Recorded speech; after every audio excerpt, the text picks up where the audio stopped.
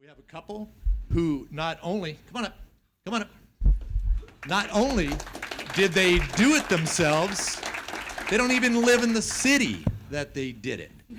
So that's pretty cool. So what we do is we teach people how to do this, but they really did it. They stepped out and jumped and went to a different city as well. Can you imagine buying an apartment by yourself with no partners? You keep it all. Yep. Yeah. So go ahead, introduce yourselves. Yeah, tell us a little about yourselves. Yeah. No, you. No, you. Me, yeah, okay. Hey, I'm Shannon, Leland's wife. I am a third-generation real estate owner. I am a consultant for one of the big four accounting firms. Sorry if I accidentally rolled over any of y'all's feet as I rolled in with my suitcase from Houston today. So, so I do have a full-time job. Are there any other accountants in the room? I'm not I'm not an accountant. Oh, okay. Never mind. I am a consultant. Oh, so she doesn't have the debit credit tattoos like you. I tell accountants what they're doing wrong and how to fix it. Oh, okay. You know, that's what my job is. So. That's cool. My wife does that. You know, I get to do that too. It's kind of cool. At work and at home. It's pretty nice. That's awesome. Happy wife, happy life. There you go.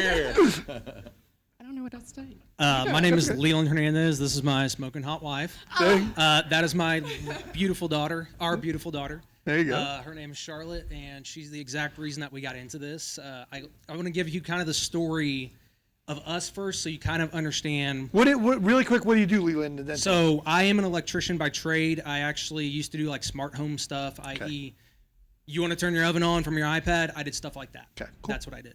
Now I'm a lighting manufacturer's rep, so basically I get a bill of material or blueprints, and I quote a lighting building or office. That's what I do right now as my W-2. Reason that we went down this whole road is my wife, as she mentioned, third-generation real estate owner. She inherited 4 condos. They'll get into what that is, but she inherited Look them up in those. the dictionary. There's a picture of Satan. Yes. So she inherited 4 of those free and clear from her grandfather. Before that, we had nothing, and we literally bought our first house. I made $36,000 a year. She made $32,000 a year, and we somehow qualified for a house in Farmers Branch. It worked out. It was great, but it is what it is. It's so cute. So we had seed money. Our seed money came from these properties that we had, and we didn't know anything about it. While I was doing contracting, driving around, heard Dell on the radio. And that's when I was like, okay. Once we got engaged, my wife goes, hey, so my family does real estate. All I know is my mom puts money in the bank every month, and I don't know anything about it. I was like, okay, this is going to be fun to figure out. And so we get into it, or I get into it. I'm fully on board. My wife is the complete skeptic, thinking that she or her husband, who she's about to marry, is going to get rid of everything that she was given to build her life. And by the grace of God, I drug her to the 2-day. We were actually sitting right there, 3 rows back. We were. And it was with David. And he actually remembered my Viking wife because she has a lot of Scandinavian roots. And so, anyways, we got into it, and she was like, this is a scam, not going to happen. Day 2, she's like, okay, so if we pull everything out, we can go do this. Keep in mind, at the time, I was a corporate event planner, so I was just like always on the road, and I was like, screw this, we can planned go do parties real for estate. corporations. That's what she did. It was awesome. Anyway, so that's kind of our background on that. So that's how we got started for our seed money, and that's how we basically were able to get into our deal that we have now. Kind of went over a lot of this stuff. Yep. So what we have here is, it's called Creekside. It's 1304 Hollyoak. It's a 24-unit. It was built in 1993. Where is that at? And it is in Kingsport, Tennessee. For any of y'all that don't know where that is, it's about as far east in Tennessee as you can go. And I basically looked for 18 months here in Texas.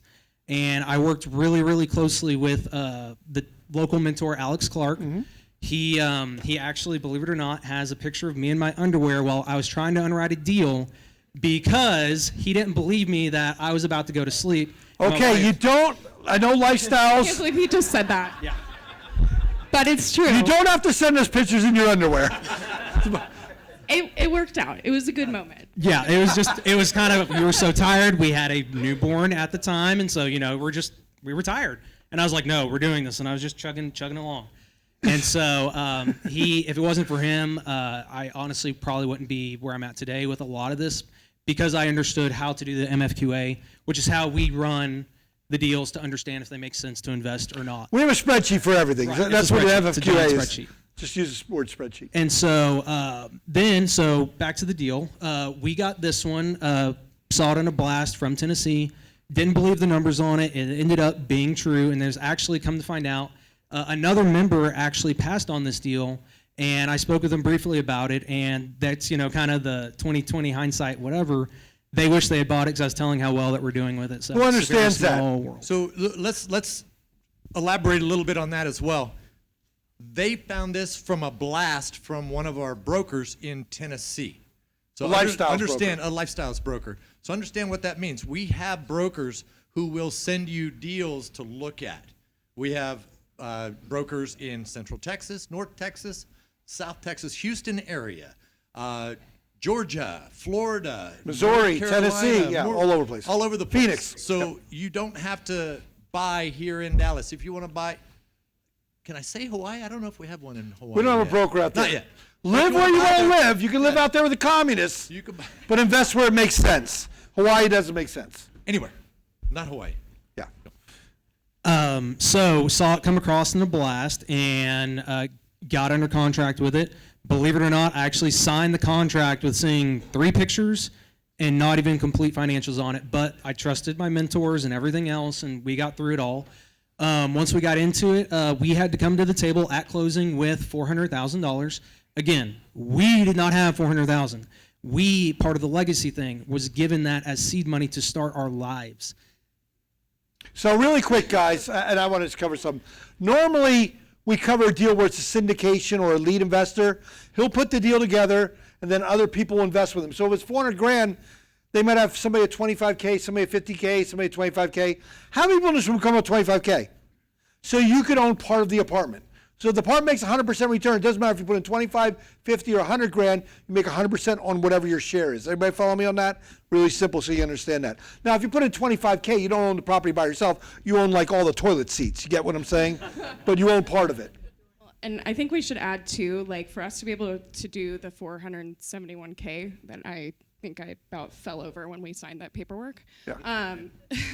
First time, first time. Yeah. We did do a lot of single family. So Okay, the good. condominiums that we had, we decided to sell off one by one as we could, as taxes allowed for us to do so.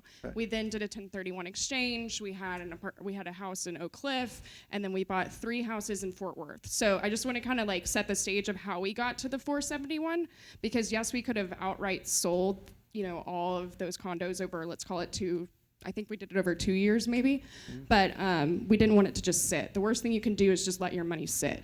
Okay. Cool. And so, sorry, train of thought there. The 400 is actually what we had to do at closing. The 471 is to date actual money that I have put out of my pocket. That is also because we were using the cash flow to finance the rehab because we didn't have that much to work with.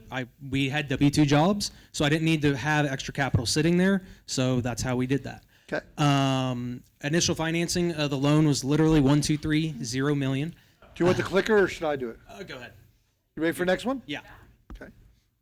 The rehab budget was $35K, but we actually had to spend 30 grand on the roof immediately because you'll see in a few pictures why that's important. These are, I can't remember if this is, so a lot of these numbers are based on December when I actually filled this out. The numbers are actually better now than what they are on here, but stick Who likes that he was conservative with his numbers? But if you're new, there's a lot of Greek up here. Don't worry about that. Look at it like you invest in a bond, and what's your return on the bond? Your bond return is this rate of return. Who'd be okay making 15% return tax-free? Pretty good. Give him a hand. So what's important to us, because we do have W-2 jobs, and the whole purpose of this property was to get me out of my W-2 job. Yep. I'll be honest, I make $56,500 a year pre-tax. My take-home pay is $48,000. See, he knows his numbers. Yeah, I don't. I carry the household. I'll put it like that. She's Wow. my sugar mama. I love it. I am the sugar mama. My wife was too. I get it. But what's your cash? But look, guys, his cash flow is how much a month?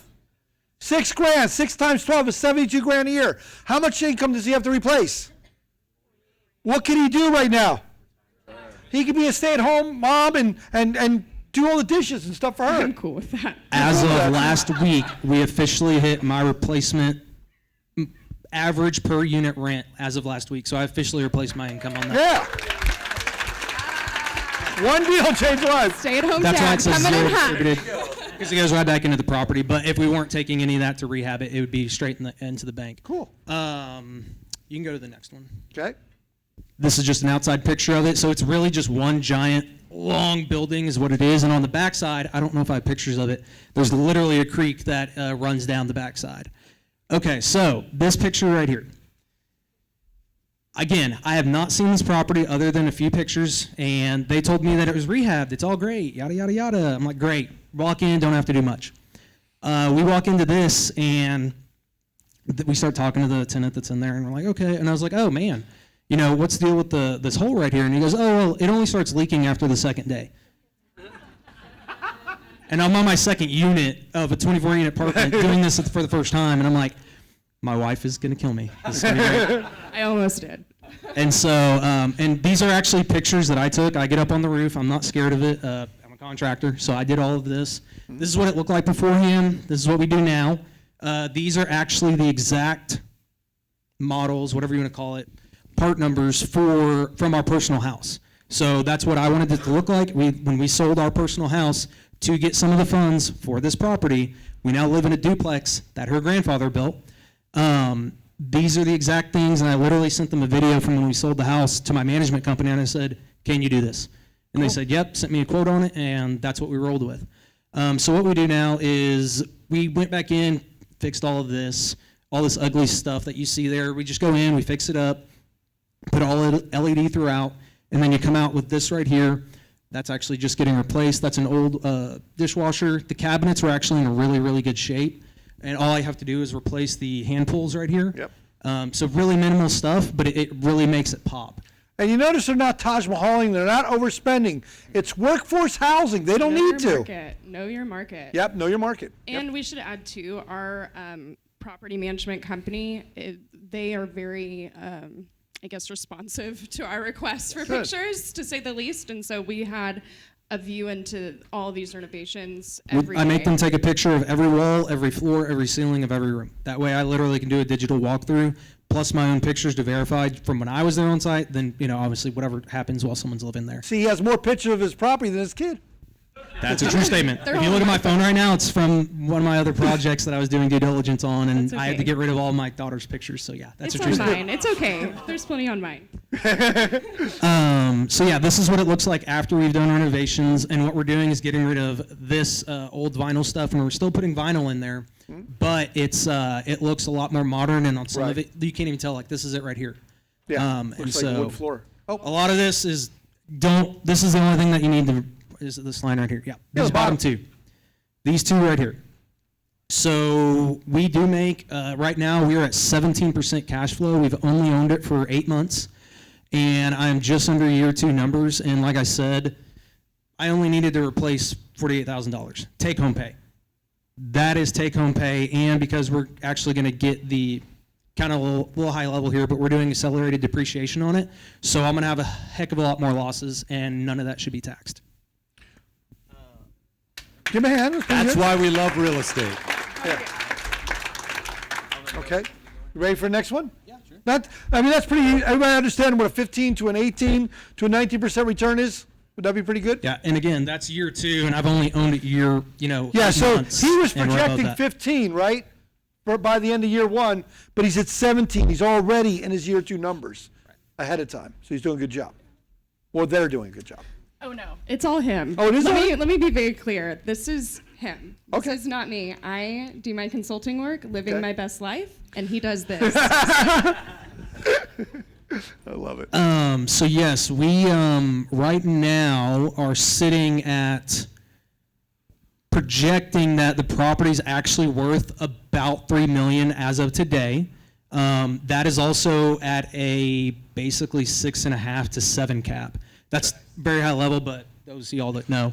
And when I bought it, it was at a 5.2, and I know someone who just bought at a 5.5, so it's still at a 5.5. So if you don't understand the Greek, that's okay. We'll bring it down to Aggie level. If we held it for 3 years and sold it, you start with 465. After getting all your money back, you'd make an extra 932. Who'd be okay with that? Give him a hand. That's that 100% or more return. That's on top of getting the 435. Yeah, I'm saying he That's got on all his top of money that. back plus an extra 900,000. Now there's a technical term for that. What is it? Pee in your pants exciting. Who agrees? Do you think they did good job with their grandfather's money to go for the next generation? You see that? Because they learned how to do real estate correctly. And You know- I actually made my wife a millionaire before she was 30. Yeah. And I say me because I did that. So. That's You're under awesome. 35, so it's doing well. Man, he knows how to be smooth. I'm telling you. Yeah. What's the I just three? go to town every 4 days or so, and then I come home to What's the rest. 3 magic words every woman wants to hear in marriage? Must have cash flow. Who agrees? Money solves all problems. Awesome. Yeah, and that is a great return. So, like this deal, they're doing it by themselves. This is their own destiny, right? But as a lead investor, everybody would have made that type of return as well. You follow me? You put in 25, 50 or whatever, you got all your money back plus double that. Okay? All right. Okay. So how did we get to where what we did? So raising the rents. This has actually been probably the easiest part for me, and the reason I say that is what we do in my whole strategy is to touch 24 divided by 2 is 12. So every month I can do 2 units a month to do what I have to do and keep my occupancy up, which means I don't have to come out of pocket to raise any extra funds to cover the mortgage. So I actually send out 3 notices a month.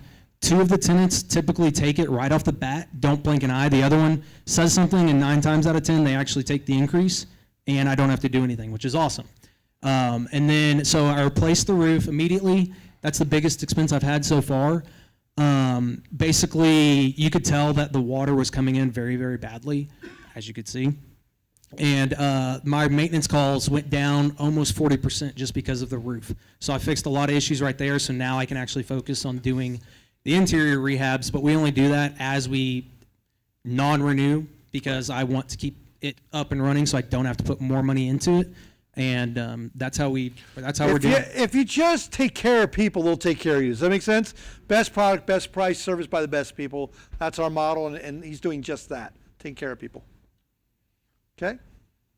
Oh yeah. So how has lifestyles changed our life? I did too. So the single family ones allowed us to pay off my truck, join as preferred, and do some other small things that needed to get done. We tripled our net worth as of redoing some calculations on some things. So that's been in the last 3 years. We've tripled our net worth. Who'd be okay with that in 3 years? Give me a hand. That's good. That's huge. That's huge. So I am actually, we're going to have a conversation about that tonight, but as of, we said July. You're leaving tomorrow. He What are you talking about? had a conversation with me earlier. Now he's got to have the conversation with her. Oh, I've been having the conversation. I've been Okay. like, just walk. It's fine. There Yeah, you it's go. pretty nice when your wife is like, why are you still going to your job? I've told you to quit. And Just so sit that's him down. literally where we're at. But now I've hit my number, so I'm more comfortable. But as of July, regardless of where everything is, I would have been able to walk away and double my take-home pay. At least as today, I can at least replace my take-home pay so we don't skip a beat. Yep. Again, I like to do things very conservatively, which is how it's been. Yep.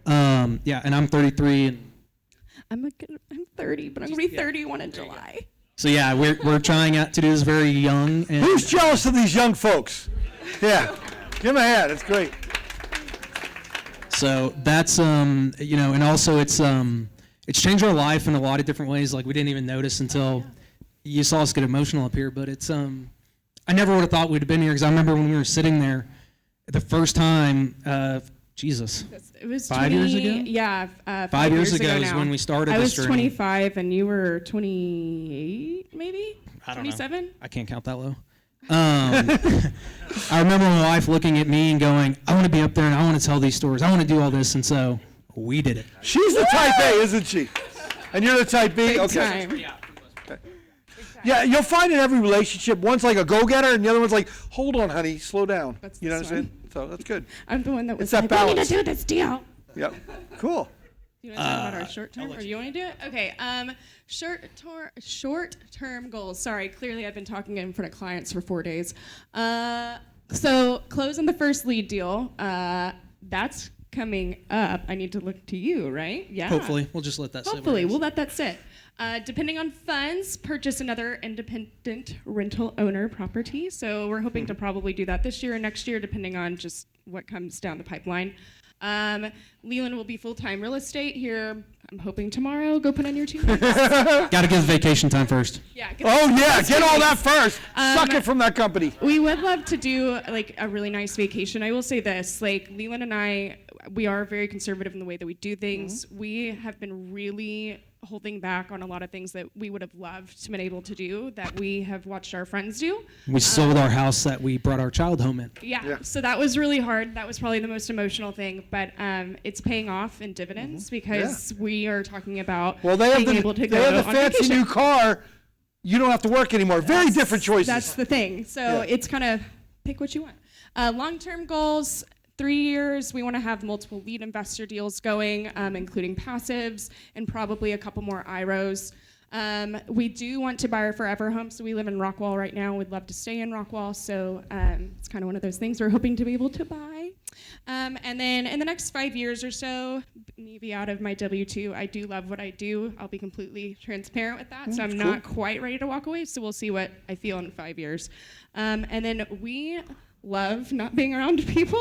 We love people, so not to say we won't talk to you guys, but like, you know, it would That's be nice your to thing, spend yeah. a weekend. I pay a lot of money every year to go sit in the field in a box. Yeah, it does. Oh, thousands of miles away from people, and we call it hunting. We just, that's what I'm saying. So we just want the ranch so we can be able to go, you know, do things that just bring us joy. So.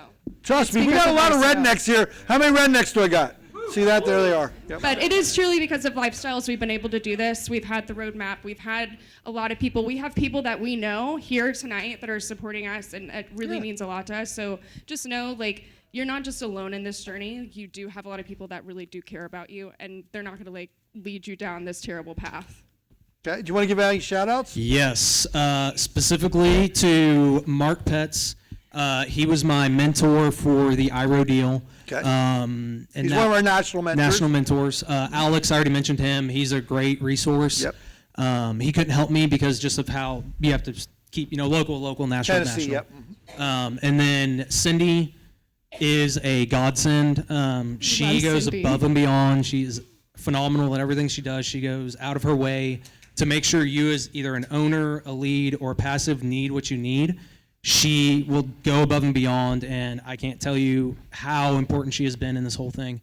Dotson Legal, they did all of our legal work. I think saw Richard back there. Richard back there. Yeah. See the guy with the ponytail? Show him your ponytail. Show him the ponytail. Turn around. Show the ponytail. We appreciate That's the lawyer you. you want, right? We actually finished on this deal specifically. We were on a boat for 4th of July weekend, and he called us, and that's how we finalized our paperwork to get this deal done. So Cool. go figure. Firemark, they are my third-party management that I use for running the actual day-to-day operations. They're phenomenal. I'm not going to say they're not LU and all that, but they are who I use, so they are very vital to me. Yeah, I think that's And I mean, again, lifestyles in Okay. general. Like, I'm going to I ask feel you a like that question. should be I'm going to called open up the out. question in a second, but I want you to go back to that first weekend you came to my seminar. What advice would you give the new people? There's new people here who've never been to a seminar before. What advice would you give the new people here first time? Oh, man. Each of you Not give an whatever. MLM. Number one, not an MLM. That means multi-level marketing. That's what they thought it was. I that's what I thought it was. Okay. He was like, no, it's real. And I was like, is it? I would say it's two things. Number one, you're only going to get out of it whatever effort you put into it. And when I say that, I was dedicated. I've done a lot of effort on this. I still get up at 4 a.m., but when my wife was pregnant and COVID was shut down, I would get up at 4 a.m. and do all the training from 4 a.m. to 6, let my wife get up, take care of the baby, get on work. During lunch, I do more videos, and then after that until about 8 or 9 o'clock. So I put in a lot of time by myself going over it. If I had questions, write them down, send an email to whoever it replied to, and figure out who it was. So if you don't put in the effort, it won't happen. If you put in the effort, it comes back tenfold, clearly in everything that you've seen here. That's some great advice. Yep. The other thing, too, is do whatever you're comfortable with. Don't be forced to do one thing or another. We started in single family. We still have one left. and it's been amazing returns. It was an absolute necessary stepping stone to where I learned I am not a property manager, I am an asset manager. But I do understand how things are done, why things need to be done in a certain way, and what those qualifications need to be. I learned it. I just learned that's not something I'm strong at, so I've learned how to move past it. Good. I would say that's... Cool, that was great advice, yeah. All right, do you folks have any questions? Okay, we'll start over there with Debbie. Guys, just precaution, she likes Star Wars. Oh, John got microphone. Okay, start with Debbie over there. Debbie, raise your hand. Debbie's over there. This is a librarian, not that I know her story, but. What an awesome story. I'm very excited. I wanted to know, since this is in Tennessee and you guys are here, can you just kind of walk us through how you handled all of that kind of thing from so far? Sure. So I do a lot of my work while my wife is asleep because I get up at 4 a.m. And so I think a lot when I'm at the gym. And I basically came to the terms of, okay, if I'm going to do this, I'm doing everything up front. So I literally had days, weeks, conversations with my property management company, understanding the market, doing all of my research up front so that way when I did see something, I could act on it. And it's basically communication up front, making sure that they understand what you can do, what they can do, and what their responsibility is. Because there are times that sometimes it's like, well, we don't really do that. And it's like, well, we had this conversation and you said you did. Just got to hold them accountable sometimes. Yeah, what I always tell people is this: do it for yourself, don't do it by yourself. One of the biggest things you'll hear any of these folks here at Lifestyle say is, it's a team effort. You know, surround yourself with people smarter than you. Even though he doesn't look it, Mike's actually smarter than me running properties. I'd ask him advice. You understand that? So, what? I was trying to boost you up, Mike. Don't listen to a word he says. No, he's a great guy. This guy has 30 years experience in the industry. So, you know, that's why we reach out to different people. So it doesn't matter if it's your property management company. They have their set way of doing things, but he does it the Lifestyles way. And that's what he was saying is, hey, I know you want to do it this way, but here's how you're going to do it. So he has to just direct them and nudge them. And to get a little more detailed in that question, how did you decide on Firemark over other property management companies? Did you have any help along those lines? Sure. So I did ride some coattails of other members who had looked in the area and done some research, and they had kind of said, hey, look out for this with these other people who you interview and who you talk to. But it's literally like you're hiring them on their team because they are the biggest, other than your lender, the biggest person because they are my day-to-day person. So it's, in my opinion, you just have to you're interviewing them. Do they work with your style? Are they going to do what you tell them to do? Because that's what's happening here is you're the owner. You have to tell them what to do. And don't be afraid to reach out to other investors that are here in Lifestyles, whether they're, passive or, an IRO or a lead. A lot of times they'll tell you what to ask. And especially your mentors, ask your mentors too. They're going to tell you what to ask. They're going to tell you what they should be saying and, the kind of time that they should be spending with you. Oh, yes. And you have to realize, they bought in Tennessee. Well, we have lots of members in Tennessee. For example, Lee Reeves and that, one of the presenters that teach like me, other people have stuff in Tennessee. So it is a big network. So let's add a little bit more to that too. Like we talked about with leads, the meeting before this, we have our monthly lead meeting. We had over 70 people, probably about 70 people in the room, all leads. And basically what we do is we go through, and if you have any issues, you have something to talk about, you need something to ask, something happened at your property that you don't know, you got 70 people to tee off of every month. And it is such an important family that there's probably nothing we haven't seen somebody. And you have to realize this happens in every city. So when I teach down in Houston, I have a Houston group with 100 of them. Now, what's your level of success knowing that the guy that you're investing with is every month meeting up with all these owners, opening their books to each other? Think of the power of that mastermind, every single month. That mitigates your risk. If this guy owns a Sunoco and this guy owns an Exxon, do they open their books to each other? Even though we're in the same industry and we're competing with each other, we don't consider ourselves competing here at Lifestyles. Is that not powerful? And he leads that up every month here. So, yep. Anybody else? Sure.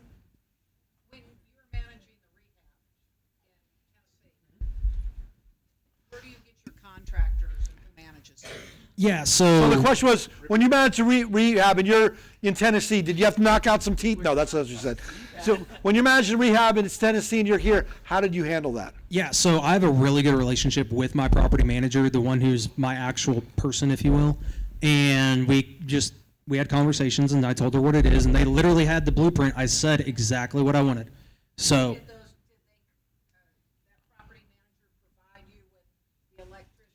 so what we do is what kind of what I was saying earlier. We take a picture of all the walls, ceiling, and floor of everything. I look at it. I get in my list what I think it needs to happen.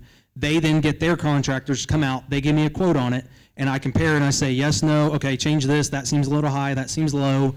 What's the deal? If there's anything third party, like right now, we are running into where I have to do all my electrical third party now.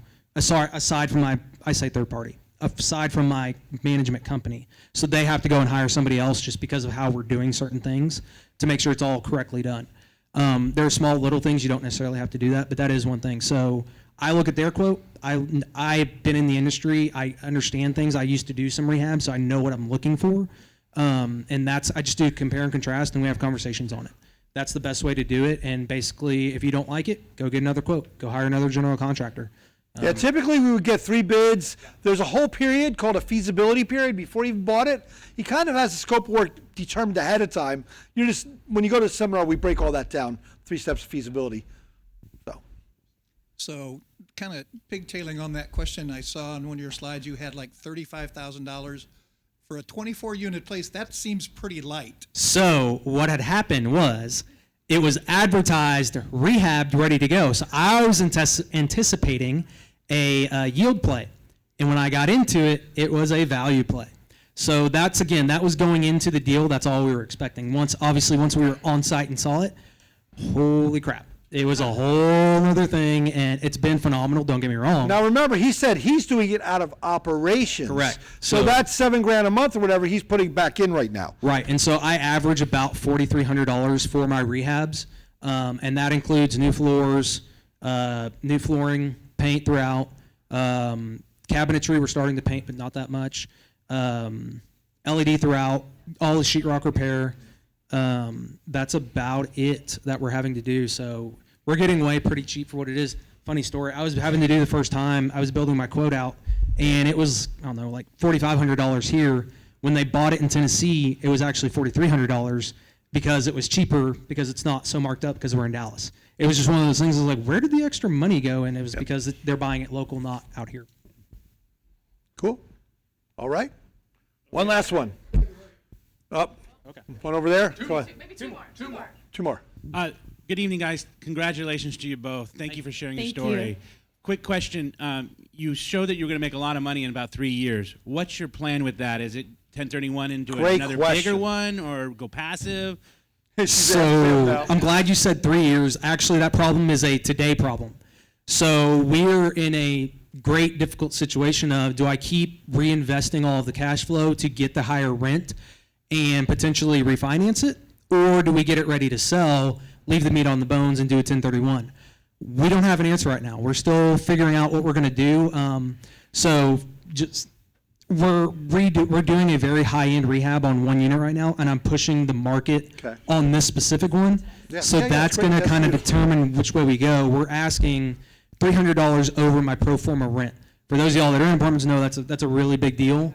And If he gets that, he'll make like a 500% return. So he's experimenting with one. If it happens, he's like, the hell with it. We're going to change our plan. Exactly. Yeah, so we don't know what we're going to do yet. That was, again, it's supposed to be a 3-year problem, but it's actually a 9-month problem that I'm having to figure out now. He could literally sell this and double his money 1 year. Who understands that? Is that a good option to have? All his options are positive, it sounds like it, right? Quit my job, not do this, not do anything. It's all good. Be like Dave.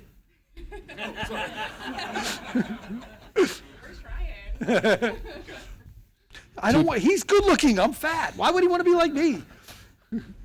2 parts to this. One, when you're under contract, and This is then an Australian question, go ahead. and then 2, since taking over the property, how often do you visit the property? What was the first part of the question? When you're under contract, how often do you visit the property? When you're under contract, And then- how often and now, do you how visit the often do you property? now? Gotcha. So During that 30-day feasibility or whatever. during the 30-day, I was there one time, but that is because I set everything up that way. Okay. So I had all my inspections and everything One day, in a yeah. 2-day period. So I did it all. I flew in on like a Wednesday, left on a Saturday. So that way I had plenty of time. If something was there, I got everything lined up. And basically 2 days of going through all the units, Last day was with contractors, third-party management, and all of my team, internal stuff, not necessarily with the property on site, just take over things that I need to deal with. Even as much as talking to the actual county assessor, tax assessor, to confirm things, how they run taxes out there. Now, I've been out there twice in the 8 months I've owned it. But again, that's because I did everything so heavily up front. It was, all my work was done up front. Now it's go execute what you set up to do. So that's how I operate, though. I'm very much, I think a lot, and then I go and build my plan, think on about it, build it, and I just do that until it's time to implement. That's how I operate. And keep in mind, this is for us as an IRO. I think our strategy would be a little bit slightly different depending on the need for each property. And so that's the other thing about this is whether you're a lead or an IRO or whatever you choose to do, it has to fit your plan and what you need and what your property needs. Yeah, in 3 years, he'll be up here teaching, by the way. No, I'm just kidding. He might. Probably. He probably will. He knows it so well. And that's what's cool about lifestyles. How do we get people like Mike and me to do this? Once we retire, we get bored, we want to help other people. Is that pretty cool? Right, so it's cool. It's not the money, it's the lifestyle. Yeah, there you go. All right. Thank you guys, you did a great job. Thank you, guys. Great job.